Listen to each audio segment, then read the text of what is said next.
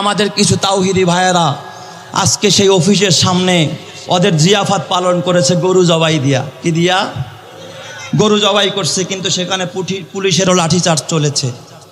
আমি তো মনে করি তাদেরকে আরো সহযোগিতা করা দরকার ছিল। কথা ঠিক না? ঠিক যে দেখুন, আমরা গরু পূজায় বিশ্বাসী নয়, আমরা তাওহিদ প্রিয় মুসলমান, এক খোদায় বিশ্বাসী, যেই খোদার হুকুমে এই আকাশের সূর্য ওঠে, আকাশের সূর্য ডুবে, যার ইশারায় রাত চলে দিন চলে, তুমি চলো আমি চলি, তোমার আর আমার গাড়ির চাকা চলে, ওই রবের নাফরমানি এই জমিনে সহ্য করা হবে না, সহ্য করা হবে না। ঠিক না? ঠিক জায়গা তাওহীদি কোন মুসলমান বুকের তাজা রক্ত ঢেলে দেওয়ার জন্য বাধা দিয়ে যখন রাজপথে নেমেছে, ভারতের পুলিশ পাখির মতো গুলি করে 3 জন মুসলমানকে শহীদ করে দিয়েছে।